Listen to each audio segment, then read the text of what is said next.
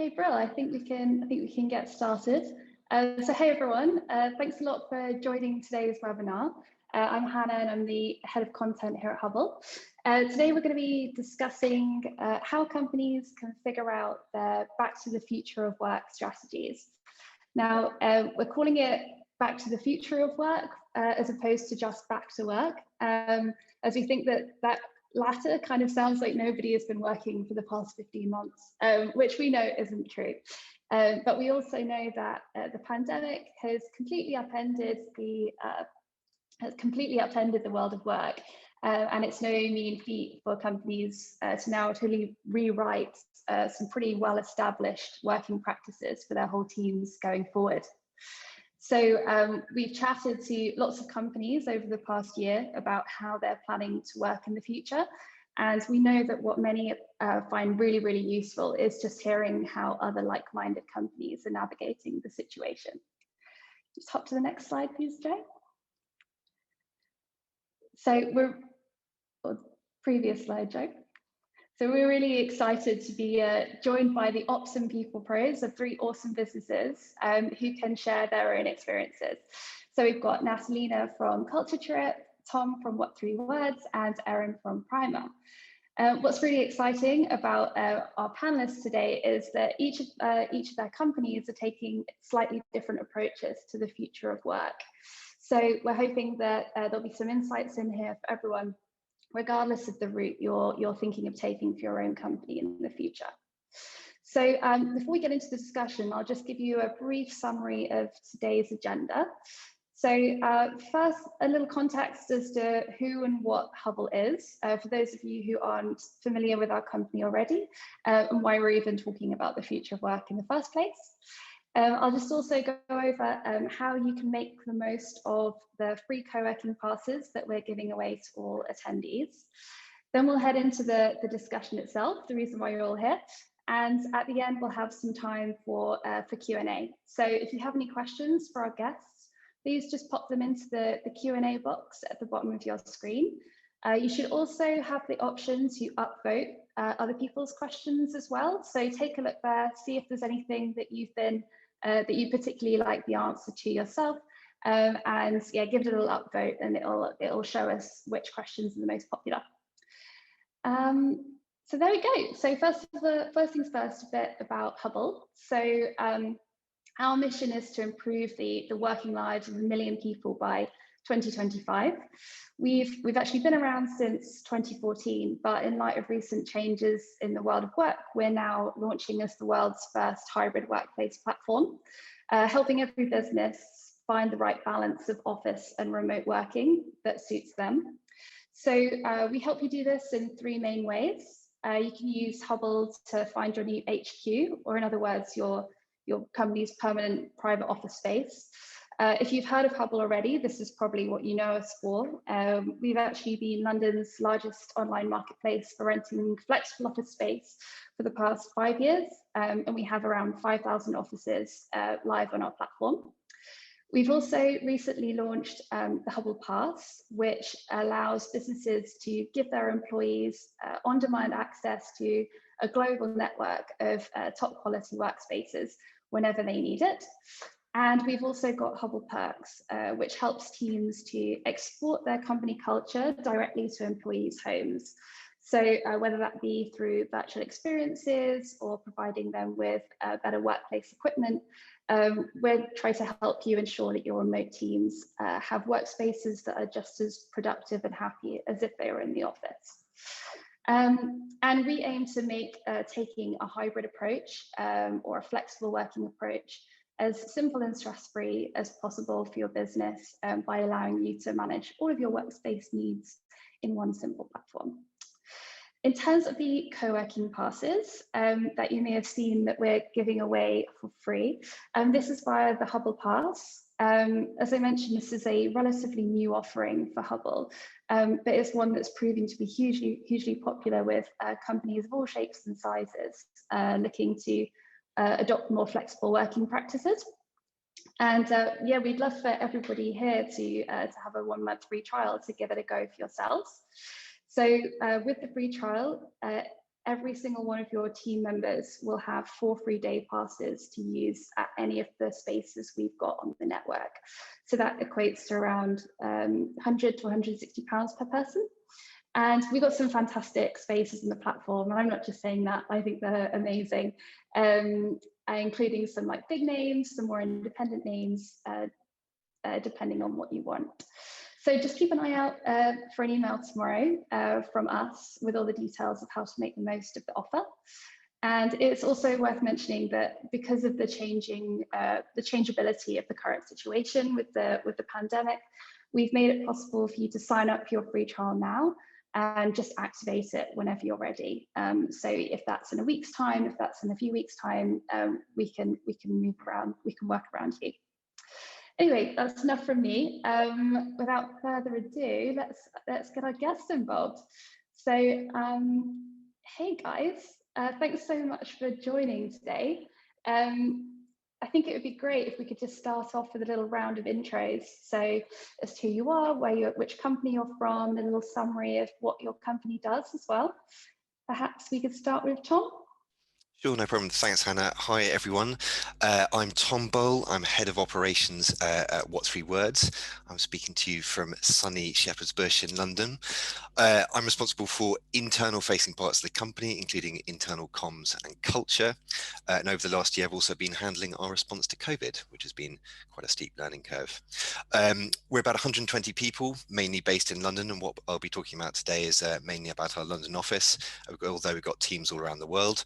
We're growing fast. I think we've got about 20 open roles. If anyone's interested, please look on our careers page.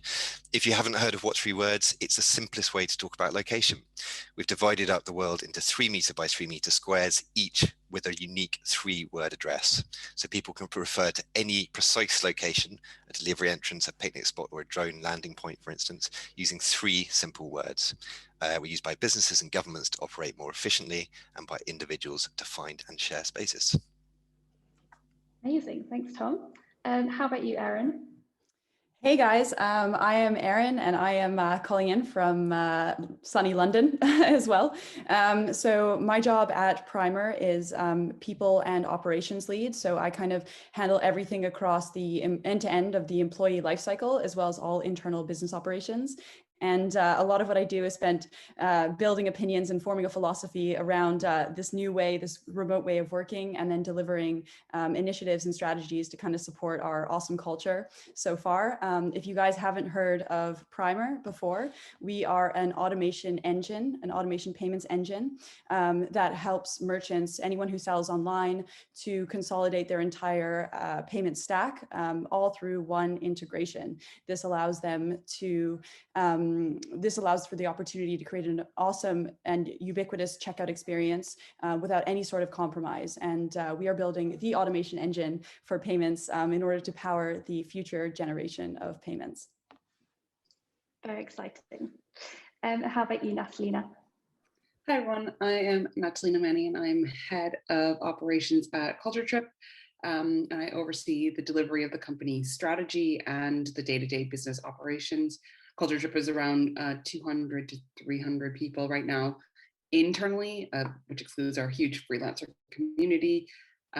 We are spread out across 3 sites, our main base in London, another in Tel Aviv, and our third in New York. And we are a e-commerce travel company with content at its core, and we cater for the curious, off the beaten path traveler who looks towards responsible travel. I've definitely used a number of Culture Trip listicles in my Everyone, yeah, a listicle, that is exactly what it's called. Yeah, we have a lot of the, if you ever search for a top 10 anything, we'll probably be on that front page of Google for you. Great, and it would be great if you could, we can now go into a little bit of a summary of how you were each working before the pandemic. I'm sure we can all imagine how you're working during the pandemic, but then how you're now thinking of working in the future. So perhaps, Natalina, we could start with you. Yeah, so pre-pandemic, we did have an office in London, Tel Aviv, and New York, and there was about space in our London office for about 150 people. I think it was for about 60 or 80 in Tel Aviv and about 40 in New York. And our policy previously was that you could work from home. There was no minimum to the time in the office. But it was pretty unwritten rule that you were in and most days and you were out 1-2 days max in a week. But also the time that you were working from home was most likely like your quiet work time, not your interaction time with everyone. So, and we scheduled most of our cross-functional meetings between Mondays and Thursdays to allocate for Tel Aviv being off on Fridays. And so that was usually scheduled in the office. Now we have a very different way of working, obviously all remote, but our plan is to go back to a much more hybrid way. We've just launched our hybrid ways of working, which is called Feel Good Flex, which allows no minimum times in the office. And that works really well across all sites because we have very different ways of working across Tel Aviv, London, and New York. And that means that our offices will be open for people to return, but that your working day no longer has to be the standard 9 to 5 hours either. You can set your hours accordingly. That information will be available on your Slack, in your signature, and you can time your emails as well to go out within those hours so that you're succinct only to those working hours, and that means you're not available outside of your hours, and we're going to try and stick to being strict about that, and also that you don't have to return to the office for any minimum amount of time. You can work from home 100% if you wanted to. Brilliant. So the approach that you're taking suggests that you had a pretty positive experience of working from home during the pandemic. Yeah, we definitely did. We did an engagement survey, and on the survey, our highest areas came out. Our 2 areas were the working from home, remote working, and the ability to flexible work and having the tools to work flexibly. And they were up at 98% and 87% respectively, which is 10% higher than the benchmarking average. So we know that our teams wanted this, and we did 2 engagement surveys, one at the beginning of COVID and one recently as well, to make sure that we were like tracking across the whole time, and that we were seeing the patterns across those. And then we have structured this rollout, and I say we, I mean our people team has really structured, and they've done an amazing job of structuring this rollout to take into account all of the needs across all of our companies and not put a policy in place that is more conducive maybe just to our London, our main office, as opposed to anyone else. So I think it's a really good flexible policy. Awesome. We'll come back to learn a little bit more about how the process that you took in a second. But Tom, perhaps you could also let us know how What 3 Words was working before and now what you're thinking of doing in the future. Sure, no problem. So before the pandemic, we were very much 5 days a week in the office, pretty old school way of doing things. But like a lot of UK companies or a lot of companies around the world, in March last year, we had to very rapidly move to 100% working from home. Over the course of the last year, as government guidelines have allowed, we've opened the office for those who've needed to work from there. That's sometimes for mental health reasons or Wi-Fi doesn't work, something like that. But it's never generally been more than about 10% of people in the office at any one time. Although since the end of the last lockdown, I think it's been up to about 20% on some days. I personally have had a complete 180-degree turnaround about working from home.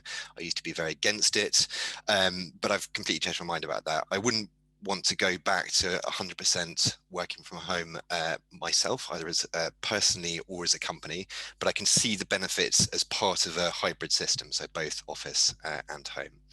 I still think there are lots and lots of benefits to working together in an office some of the time, but I absolutely believe now that the days of 5 days a week for most companies in the office are now over. Our plan is, as of September, assuming there's no change to COVID guidelines and there's this reasonable national consensus it's safe to do so, we will start to go back to the office properly. So we're going to ask people to spend some of their time in the office in every team.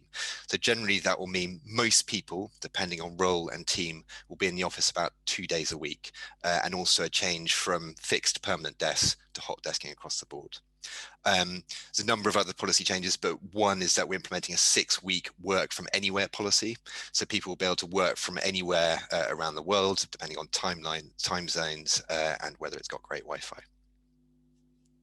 That seems to be an increasingly popular way of working. I feel like I hadn't heard of many companies that had this work from anywhere allowance in a way, but we're certainly seeing that more and more companies seem to be adopting that, which is very exciting. Yeah, it's proved very popular so far. We've got to see how it works in practice. I think it will be great, but there's obviously a lot of details to be ironed out, and I think it's just important to have a good place in the jobs market. I think the jobs market's rapidly changing at the moment, and companies need to be able to differentiate themselves from each other.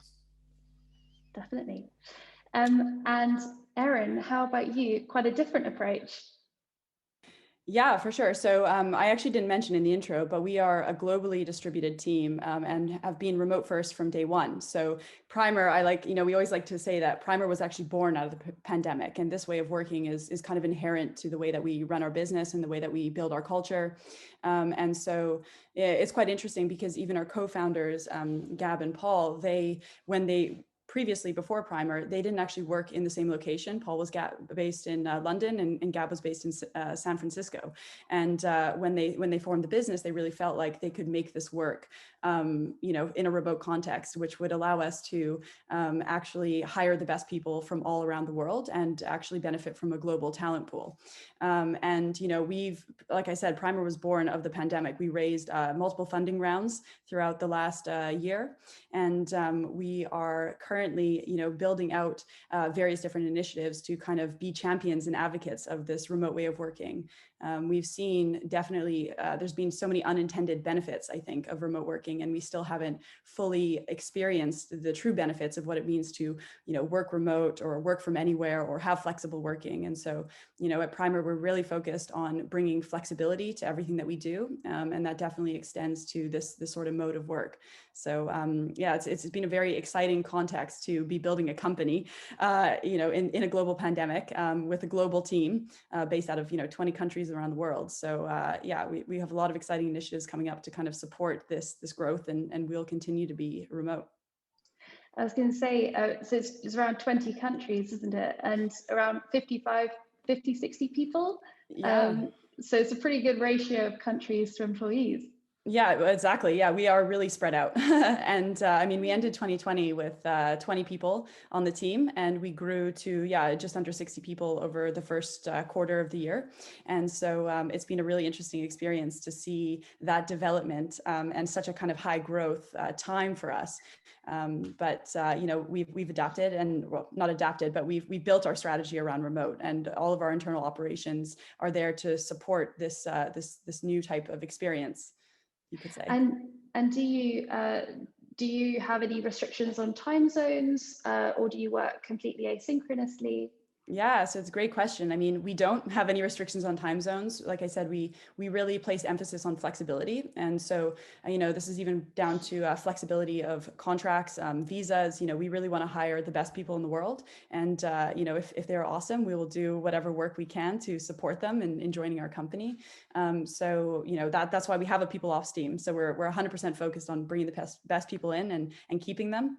But in terms of async work, definitely, we weren't historically using a lot of video content, but people forget as well that in a remote context, you're actually able to record everything, which means that you can bring visibility to every meeting, every interaction at all times. And so we're currently working on kind of building a sort of internal YouTube, you could say, that provides context in real time. And so definitely moving towards async is important, but video definitely, it supports that completely. Awesome. And obviously, you just touched on the fact that it was the idea of the founders to start off as a remote first team, and it's obviously the context of the pandemic has meant that actually this is the time for a remote first team to thrive. But yeah, how about the you other two? How did you come to the decision of deciding to move away from completely being office-based to becoming more hybrid? How about Tom? So we consulted across the company like multiple times. We did probably too many surveys, I think, in 2020. I think people were getting a bit bored of them after a while. But we asked a lot of times. We asked many questions. We had a range. I think we had 7 different options to present to people, from what was then the very status quo to like Erin's sort of entirely remote. We also had what we call a culture working group, which is a group of 12 people from across the company who volunteered to be part of this working group to think about culture generally, but specifically on this question about the office. And we try to make them a mixture of different seniorities and someone from every team. So it was a really representative group. And we went through these 7 options in a lot of detail. On the basis of those surveys and the culture group's contribution, and obviously the senior management team's needs for their teams, we believe that our new policy is the best possible balance for us, at least. I mean, every company has to make their own decision.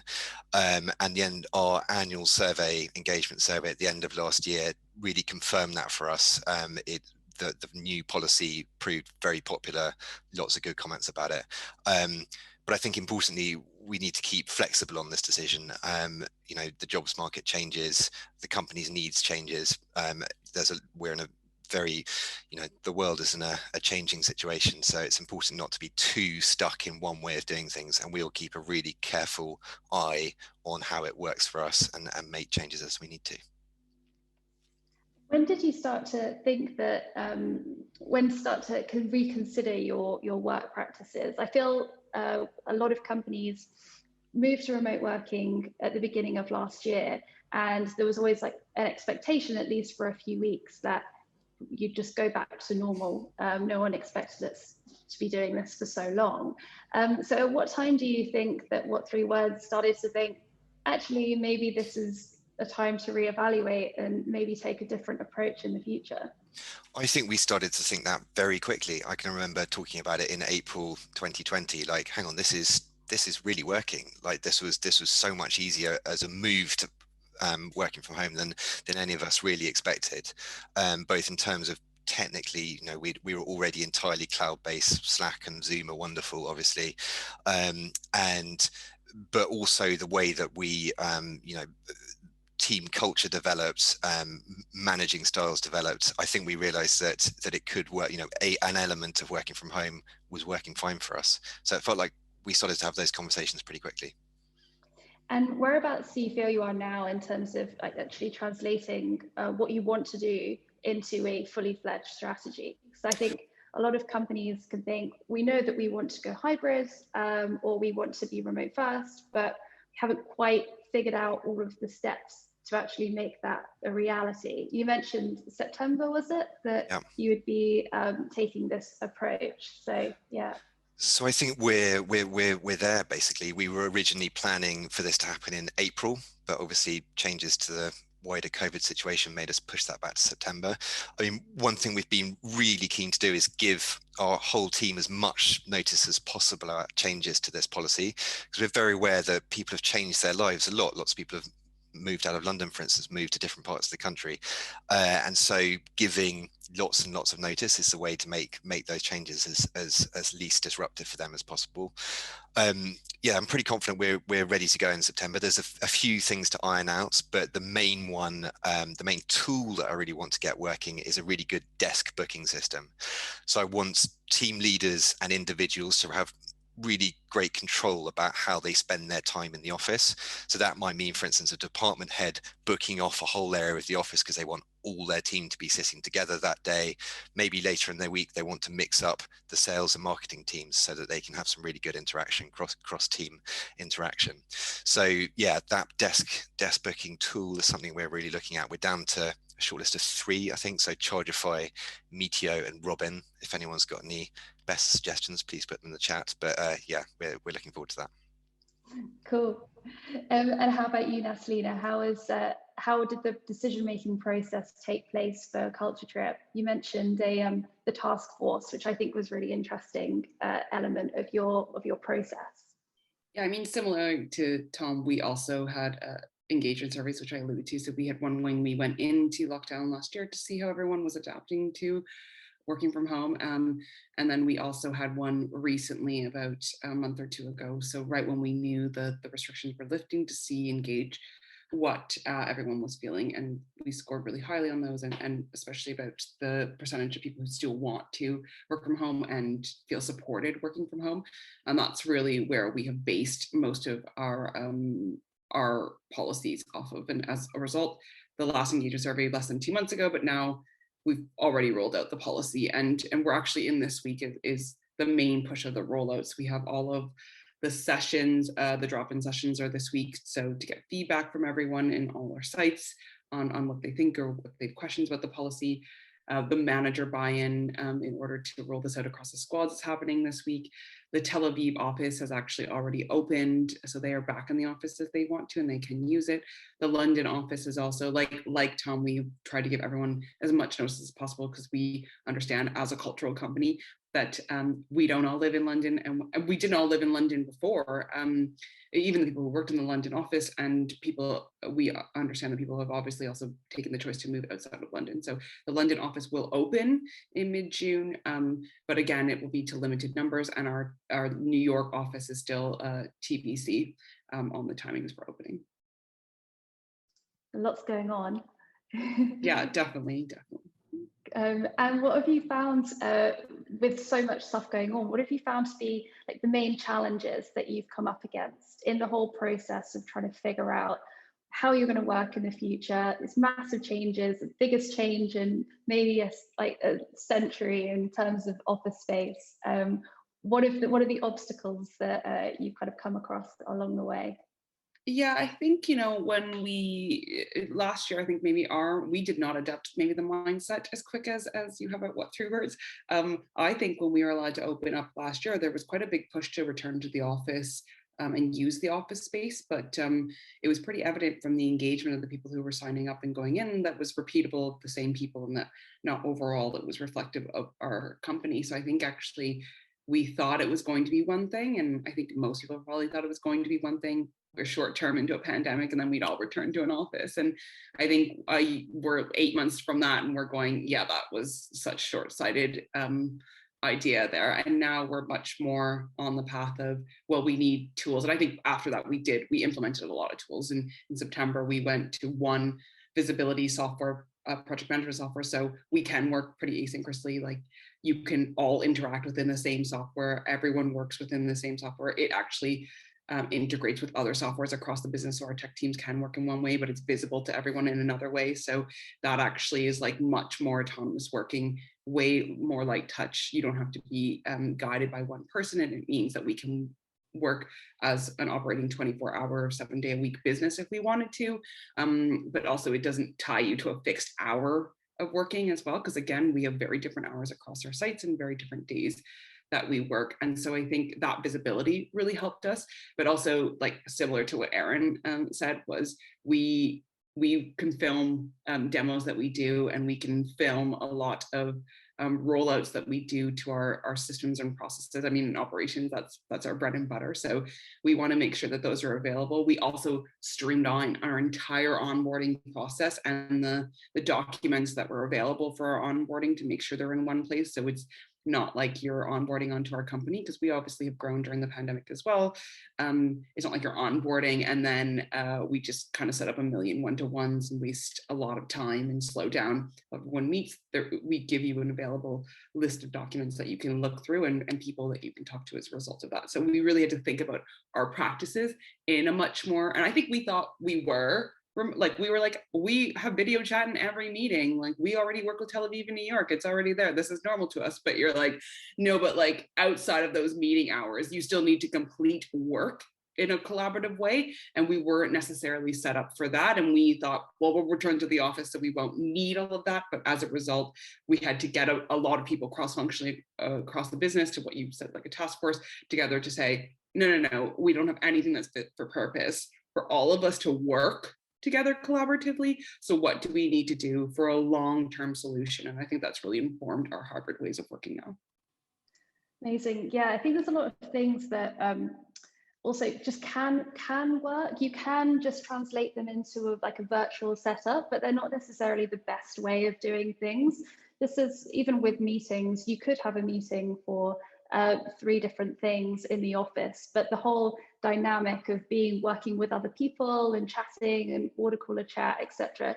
You don't necessarily get all of those benefits when you're at home, and actually people just end up really fatigued. So even though you could just translate a lot of things into the virtual world, it doesn't mean that that's the best way to do it. How about you, Erin? Because you must have, you putting together a whole remote first strategy. What kind of challenges have you come up against along the way? And have you got any tips as to how to overcome them as well? Yeah, for sure. So I can imagine it would definitely be a challenge to kind of like translate a kind of like, offline or in-office strategy into a remote strategy. I think starting with it from the beginning and kind of setting that as you means to go on is a lot easier. So yeah, I mean, we do a lot of things at Primer, and we there are inevitable challenges in a remote context. We have challenges with how we hire people in different locations. We use various EORs to employer on records to support the hiring in different countries. We are dealing with different employment law. We dealing with different contract law. Even things like onboarding, which Natalina mentioned. This was actually a really exciting opportunity for us to see how we could build out a fully fledged onboarding service in a remote context. And I think the one thing that was on Primer's side from day one is that we placed a lot of heavy emphasis on documentation. And so we, along with, trying to build videos or kind of like do this kind of like async work in video format, we also have a super dense Notion. So this is kind of like our internal wiki that's like constantly updated. So it provides visibility to everyone across the team at all times. And, we believe that if we give people all the information, then they'll be able to make the best decisions with it. So we place a lot of emphasis on transparency and documentation. And of course, there are going to be logistical challenges when you're spread out across the world. I mean, we're in Singapore, South Africa, the US, and all over Europe. So, in terms of things that might be easier when you're in an office, like giving people laptops and the provision of any sort of like technical equipment, the ecosystem, I guess, in January wasn't really set up to handle this kind of remote context. But since then, we've seen so many service providers, different platforms that allow us to essentially mimic what it would be like in person. So we're just starting to translate all of our inventory management onto a platform. So we're working with a company called First Base, which allows us to essentially send out laptops and all office materials all around the world. So we don't actually have to handle that manually, which is what we did for the first couple of months. So yeah, there are inevitable challenges given remote work. And again, they're operational and they're logistical, but I think our main focus is on building an experience, and then our operations support that experience. And so they're just kind of challenges to be solved. And we're doing that, working with a bunch of different service providers, which has been really great. Must be a fantastic opportunity to build exactly what you want from the ground upwards. Yeah, exactly. Yeah. I think that's what's really key. I mean, we can build everything in our vision. And so that allows us, we are building things from day one. And so we can create anything in our own vision. And, like I said, there are a lot of services that allow us to support, those initiatives and those projects in a very seamless way. Yeah. And Tom, any other challenges from your end other than maybe the desk booking system? Yeah, I mean, by the way, I'd second Erin on Notion. I think it's a really great tool for storing information, sort of permanent information. We use that a lot as well. I think kind of on a practical level, the main challenge has really been social distancing for me. Like for us, that means you can only use, if there is 2 meter social distancing, you can only use 1 in 3 desks. And trying to negotiate leases, plan spaces with an unknown desk density, it's really hard, but that's looking, it's looking a bit easier to foresee now. It looks like there won't be any social distancing after the summer, so that's been easier. This isn't necessarily a challenge, but I've also had to think really hard about how to keep a very broad spectrum of people happy. So there's some people, me included, who have really struggled with working from home. I don't know if anyone else here has had to do homeschooling, but that was quite an interesting period of time. And there's, people like me have been desperate to go back to the office in one way or another, while others have really thrived working from home. So trying to keep those 2 ends of the spectrum and everyone in between happy with a future strategy, it's something we've had to think about really hard. But I think for us, the solution is kind of the best of both worlds, the hybrid model. As I just referred to, we also thinking very carefully about mental health and well-being, and we've been thinking about that for a long time. We've had a program in place called Take 3 since long before the pandemic. So keeping all of that, everything that we do already, future plans of that in mind has really been front of mind. Yeah, I think mental and physical well-being is so key, and now more than ever. At Hubble, we've recently started using Spill, which has been an amazing resource for the team. So we definitely recommend that to anyone else who's looking for to foster good well-being with their employees. What I think is really interesting with all three of you is that whilst in the future you'll be using office space much less than a typical, or in a different way, so what a typical business, say 18 months ago would have done. Physical workspace outside the home, it's still an element in all of your strategies, albeit in like different ways. So I think it would be really interesting to hear like why and what office space, or not necessarily HQ space, but maybe local co-working spaces, for example, what role that plays in your strategy. I say maybe we start with Erin, because I know you're remote first, but that doesn't mean everyone works from home all the time and that you never see each other. So perhaps you could elaborate a little bit on how you incorporate physical workspace into your strategy. Yeah, for sure. So, when we think about remote work, like you said, we don't just see it as working from home, in isolation every day. And so, often people say people have work from anywhere schemes. You have this kind of idea of flexible working. And I guess, the physical office space really is a small part of our bigger philosophy about providing flexibility at all opportunities. And so, whether that's, people that like to work from their home, that's people that want to work from poolside in a tropical location, or, they feel like they're more productive in an office, maybe in a different office the next day. So we just see the actual physical workspace or co-working space as an opportunity to kind of deliver on our flexible approach to work, and providing the best environment for people to do their best work. Well, and Natalina, how about you? What does for Culture Trip, what does the office space kind of represent as part of your strategy? Yeah, I mean, it's very different for each of our sites, and like we acknowledge that we have very different cultural needs across those sites. So, I mean, in London, a lot of our content and creative teams sit in London, and so they really need those like breakout spaces just for like that really good chat to get through some design elements or some collaborative creative elements. And we do a lot of like sales pitching for our commercial side, and we do a lot of design for our product. So those are like really important. And I mean, there are online tools to collaborate, but if anyone has ever used any of those, they are clunky, some of them, and you need a facilitator. And that means you always have at least one person who's the loudest in the room or the most forthright in the room who's leading it. And that's not always the best for creatives, who you have introverts and extroverts, and we need to acknowledge that. And we acknowledge that heavily at Culture Trip. It's something that's very much at our core. But also our London space is often used as like the hub of where we do all of our all company presentations. We all sit together for these presentations. It's also where we do like our yoga, like Pilates in our Tel Aviv office. We also have our Fridays where we get together and we chat. So a lot of that like social interaction that makes people human is what I think those spaces is what we need them for. And when you're a big expanding team, you often forget those human elements. And in the last 18 months, I think we've all been a lot head down, and it's very difficult to remember those. In Tel Aviv, however, it's a huge part of their working environment. Like they down tools every day together for lunch, and they cook and eat lunch together, and they have a very family aspect of it. And they have really been missing that during their lockdown and the last year. So they really need that space in order to go in and build that family. And it's intrinsically linked to how they perform and also how engaged they are in the company. So they definitely, we're lucky that they were really hard in the vaccine program, and that we could open that office as soon as possible. And actually, I think it offered something to the rest of us, because we have huge murals. If you've ever looked at the Culture Trip animation or illustration on some of our articles, you will see we have huge murals of that painted across our offices. So they're super recognizable, and seeing people against those backdrops, we're like, oh my God, you're in the office.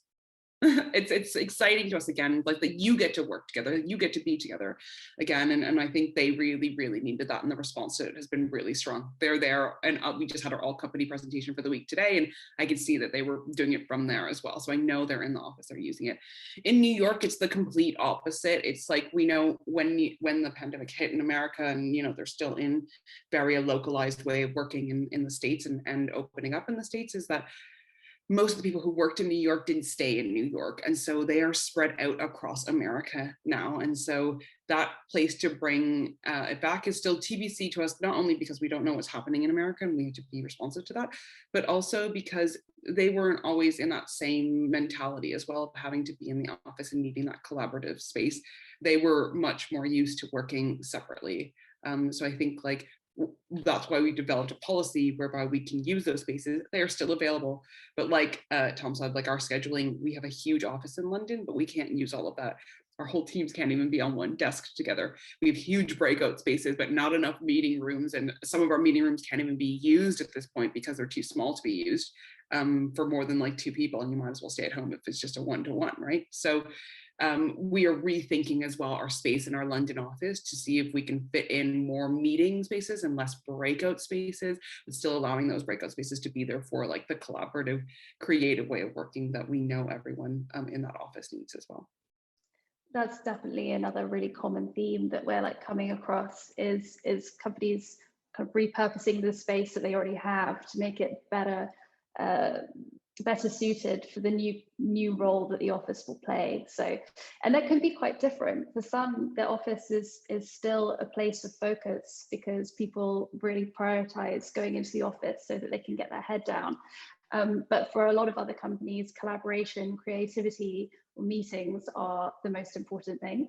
So it's going to be really interesting to see what the typical office space of the next few years really looks like visually. Actually, I would just like to ask about the Tel Aviv, New York, London differences. So how did you kind of approach that? Did you focus on each team in each office, allow them to figure out how they were going to be working in the future, or was everything still centralized and trying to figure out the differences between the different countries, if you see what I mean?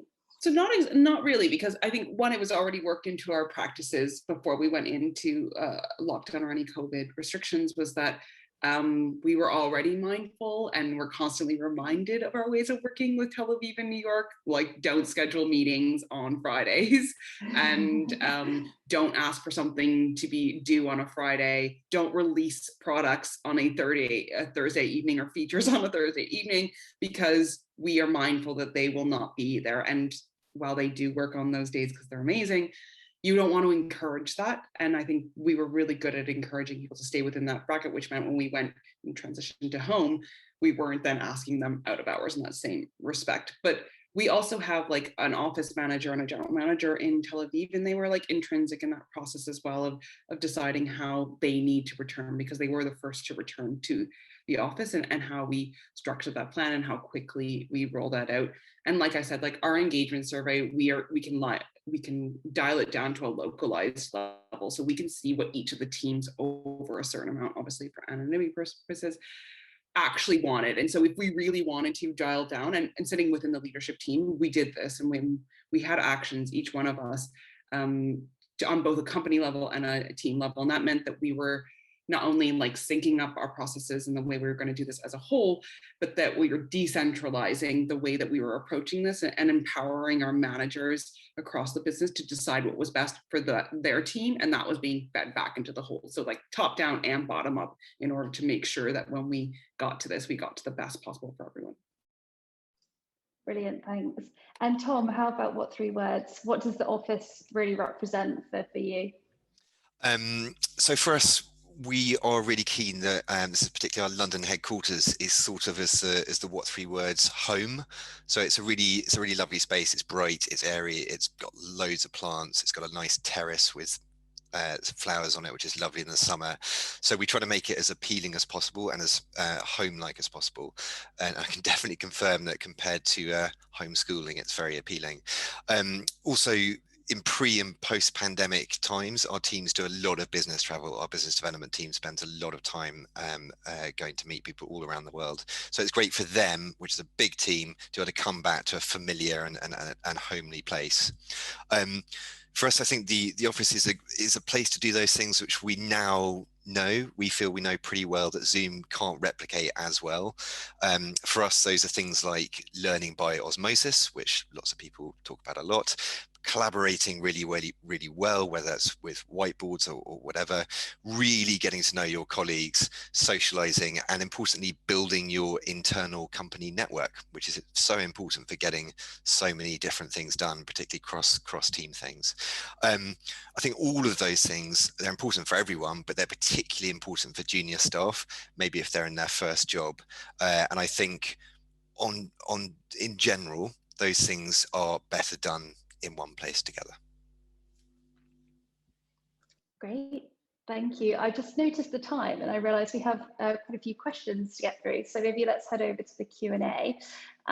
So we've got a question from Kate, which I believe is probably for you, Tom, which is, how do you have staff work from another country for 6 weeks without bringing the country into your corporation tax?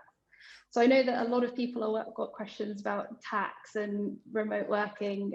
So perhaps you and Erin maybe have something to share here. Well, I really hope Erin does, because I am no tax expert. So, I mean, I know that we agreed on 6 weeks because it works with various tax codes. It's not going to breach any. Without consulting my CFO or a tax lawyer, I can't give any more detail than that, I'm afraid. But we feel that 6 week work from anywhere policy. We know it's popular with current staff. We know it's is great on prospective new joiners, and we feel it's a kind of a strong sell in the jobs market. Yeah, and I mean, from my perspective, again, I'm not this is not legal or tax advice at all, but as long as someone is, a tax-paying citizen in one country, you can travel and you can work from anywhere. As soon as they domicile somewhere else, obviously that becomes a different question. And so that's when we turn to, EORs to actually support us in hiring in different countries. And, these EORs have greatly developed over the last year to offer so many services. So, we can be quite flexible in, even people moving countries as well. We can rehire them, so to speak, in a different country, should they move from the UK or, want to move anywhere really. Great. Natalina, any input on tax or? No, I'm deferring on this. Cool. So next question from Tabitha. Did any of you or your companies downsize your office spaces, or do you still have somewhere that would fit everyone? So yeah, Natalina and Tom, I believe you've both still got your offices that you had before, is that right? Yeah, we do, but we actually did consider it last year. So I should say, like, our Tel Aviv, that was not under consideration. We always were going to keep that one.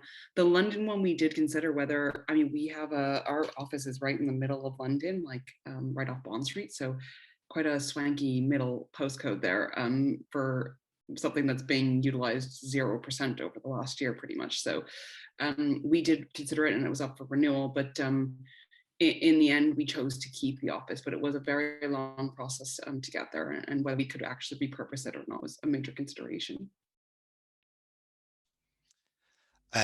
Yeah, we gave it a lot of thought as well. We spent a lot of time looking at our leases in quite a lot of detail. We've downsized very slightly in our London office, which is near Portobello Road in West London. But in general, whilst things are still not entirely clear, we feel it's better to err on the side of having more space than less. I appreciate we're in a fortunate position to be able to do that. But we didn't want to get rid of space which we'd quickly regret having lost.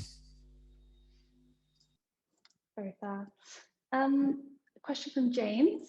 In the distributed model, how are you going to make sure that there is equality between those working in the office with those working remotely? I think that this is quite a common question that seems to come up. There's one situation where everyone's in the office, there's one situation where everyone's been working from home, but what about when there's a split between the two? Any thoughts on how to manage this and make sure that office-based employees don't subconsciously get favored over remote employees? I think, like, yeah, you're right. We have never had, I guess, that scenario, but we have probably slightly, because we have been across multiple sites and people have been working from home on days where they dial into meetings as well. But also, like, the tech in the last year has greatly grown for us to be able to communicate and allow communication for all types of people and all types of locations. So a lot of the software we use to even video conference or use for meetings has functions like chat and raise hand. So people who are quieter or don't feel like they're getting their voice heard can easily show themselves within a meeting and get called upon, whether you're in a room together or not. So I think using those and utilizing those tools help greatly. Also, we have things like Slack, so people can message you if you're facilitating a meeting. On the side, you can be in the office or out of the office, and that could still work great. I use it all the time with my teams in the office and out of the office when I'm facilitating meetings, and I still just interrupt to allow someone to speak. So I think you just have to be mindful and use those tools in order to allow everyone the opportunity to have their voice heard. Yeah, I'd agree with that. One small, very small thing that we've found is helpful is in those sort of hybrid meetings where some people are in the office and some people are at home, encourage people to use their laptop camera even if they're in the office, so that everyone has got the same video view. It's a really small thing, but it really contributes to everyone feeling like they're in the same situation. I think it's also worth really encouraging teams to have just as good quality audio visual equipment as feasible. So within the office, that means sort of baffling so that you don't have echoey meeting rooms. Encourage people to use, if there's live in sort of loud places like I do, having headphones and mics. These kind of small technical things can actually make a great deal of difference to people's feeling of being able to contribute easily in meetings. Definitely. Brilliant. A good question here, I think, for Erin from Tabitha. So Tabitha's interested to know how or whether you manage any differences in home connectivity.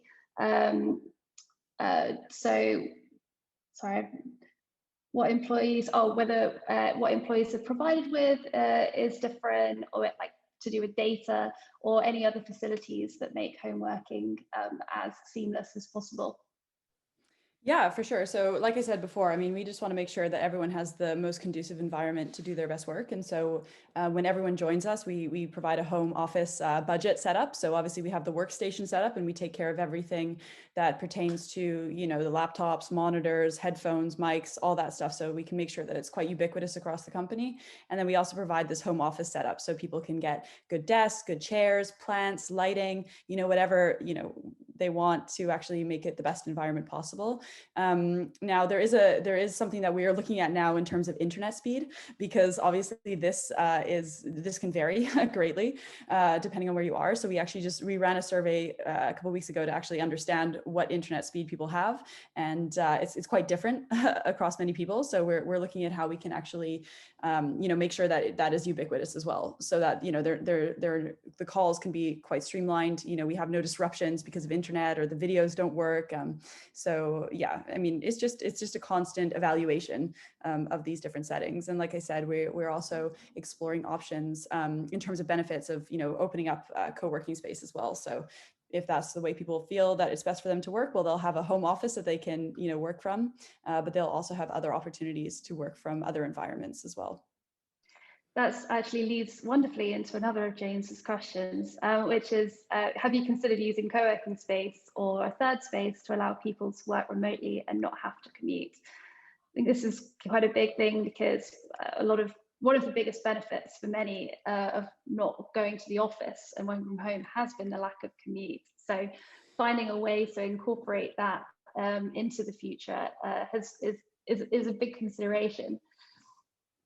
Yeah, for sure. I mean, I feel like we have so much more time that we can reclaim for things that, we want to do. And although, we have an awesome team, everyone works super hard, but to not have the commute is great. And I mean, we obviously, based on the way that we're set up, could never have a commute because we're all in different locations and that would be impossible. But, co-working spaces are nice options because there is value, in changing environments, I think, changing up your working environment.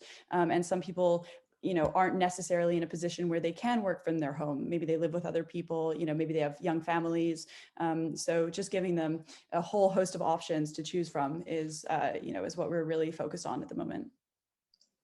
Great. And Tom and Natalina, have you considered third spaces or co-working spaces, or have you just stuck to the main office space being the what employees have access to? So yeah, we really considered it as one of the sort of 7 options that I mentioned at the beginning, was a kind of hybrid, so spread around all sorts of different places. We came to the conclusion that for the moment, it's not quite right for us. When we want people coming into the office, we want them to be together. We really see the value in that for those that portion of the week. But never say never. Like that, we're going to see how this works. If we feel it's something we need to add to the mix, we will do so. Yeah, I mean, there was no indication for us in any of our surveys or interactions that was something that our teams wanted. So it was not actually one of the considerations for us. Great. So another one for Natalina. So I think you touched upon your working practices across the different countries as well. But so do you use asynchronous communication across your people, and how do you make this work, if so? Yeah, I did allude to this. Like I said, I do oversee the delivery of the company strategy, which is very hard to get across, I think, sometimes when you're hybrid working. And we used to work on Excel spreadsheets. I kid you not, as the way we did this. And now we use a PM tool we use OKRs to deliver this, but we do it via monday.com, and we use that as our project management tool.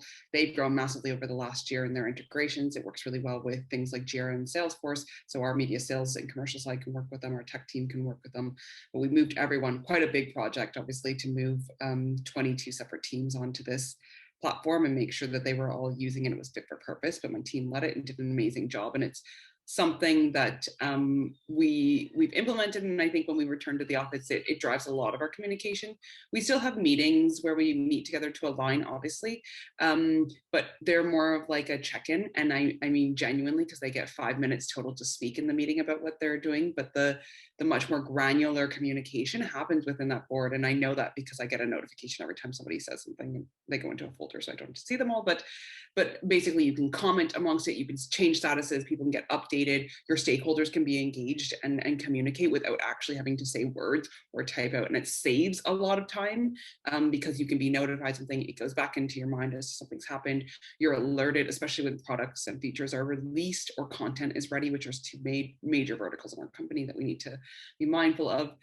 It's all trackable via this software. And so anything you need information-wise, it's there, but it also links out to loads of other places that we have information so that people can still work in their separated autonomous ways if they really want to, but that you're not stunting the visibility for everyone in the company and everyone joining the company. So that was a big part of our communication asynchronously across the business.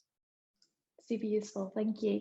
All right, I just realized the time. We have 2 questions, which I think we can consolidate into one, and then we've covered everyone's.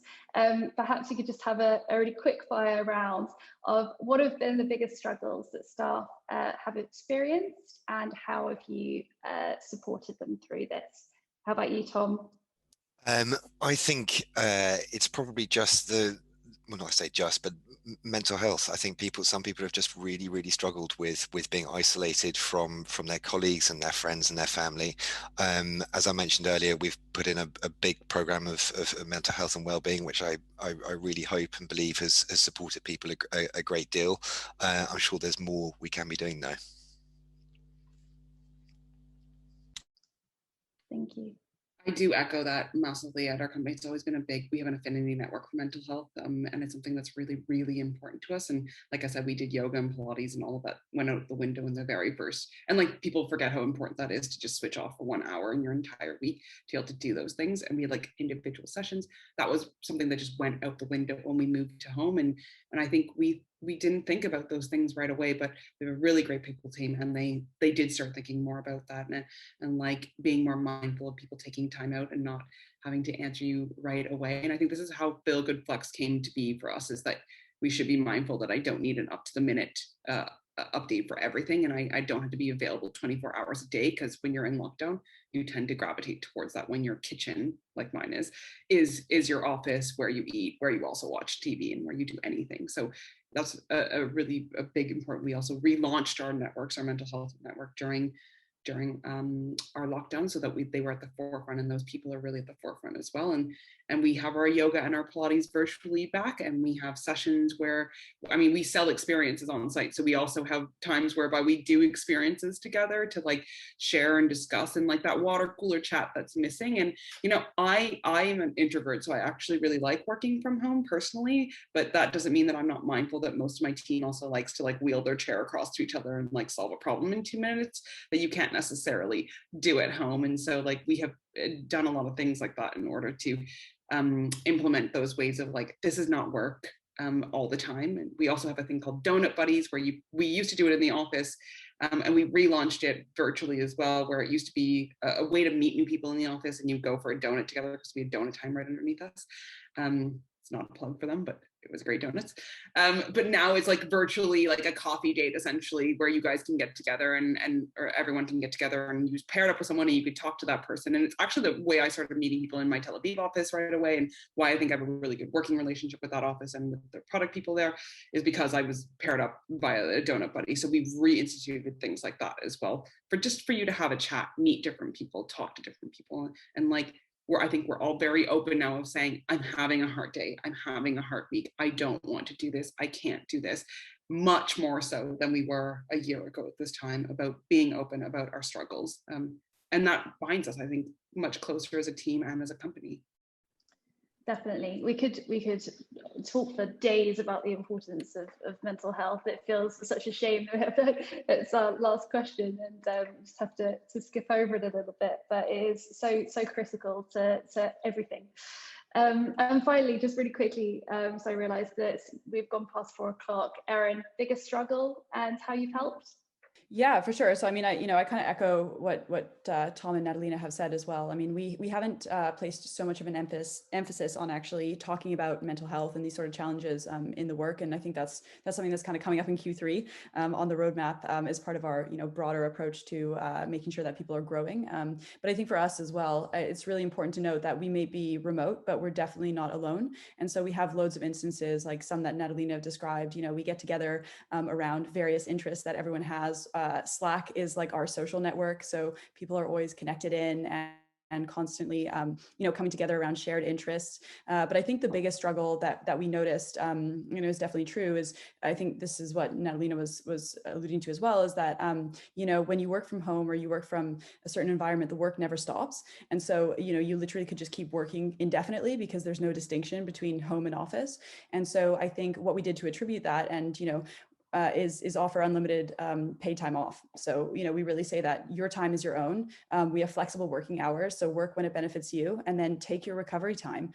And, I try and kind of champion this, in that I work in kind of 5-week sprints, and I work, I work unlimited hours, however many hours, for 5 weeks, and then I take, 4 or 5 days off, and I feel like then that resets everything, and I'm ready to go again. So I think just, as individuals as well, just being mindful of kind of how you work best, and when you need your recovery periods and when to take them, like that is super important, and something that we will continue to do more work on. Brilliant. Thank you so much. Thanks, everyone. That was really, really enlightening. I feel like we covered a really wide variety of topics to do with the figuring out future of work strategy. So yeah, thank you very much. Thank you for everyone who came. If you have any questions about figuring out your own workplace strategy, then please do feel free to get in touch with Hubble. You can head over to our homepage. We've just relaunched a lovely new one at hubblehq.com. Or alternatively, you could send a message to joe.batten@hubblehq.com. I believe he's just popped that in the chat. So yeah, if you would like to chat through your own strategy, all of our advice is free. You'll never have to pay, but we're more than happy to help out. Thank you very much for joining. I realise ops people are incredibly busy people, so I will let you get back to your your busy days. And yes, thank you very much. Thank you very much, Hannah. Great. Thank you, Hannah. Cool. Bye. Bye, everyone. Bye. Ciao.